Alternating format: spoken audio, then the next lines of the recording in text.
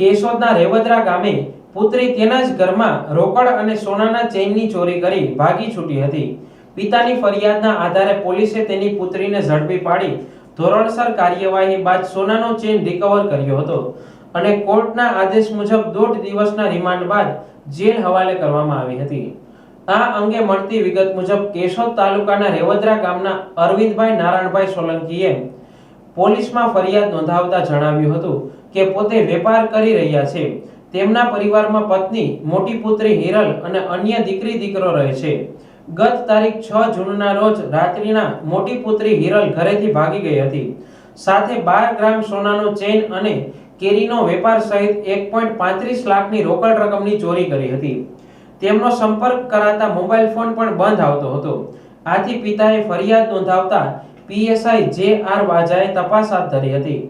આખરે પોલીસે આરોપી યુવતીને ઝડપી પાડી તેની પાસે રહેલ મુદ્દામાલ તરીકે સોનાનો ચેઇન રિકવર કર્યો હતો અને પૂછપરછમાં યુવતીએ લગ્ન કરી લીધા હોય તેના પતિ રવિ રાજાભાઈ વાજાને સોનાનો ચેઇન વેચવા આપ્યો હોવાનું જણાવતા પોલીસે આગળ તપાસ હાથ ધરી છે.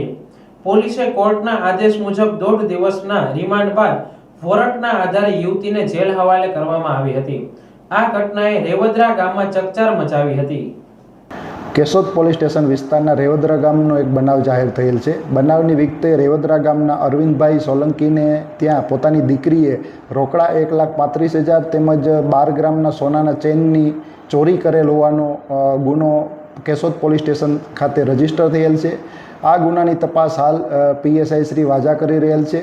પીએસઆઈ શ્રી વાજા દ્વારા આ ગુના અન્વયે આરોપી દીકરીને ધરપકડ કરવામાં આવેલ છે. તેમજ આ દીકરીને નામદાર કોર્ટ સમક્ષ રજૂ કરી દિન 2ના રિમાન્ડ મેળવવામાં આવેલ છે.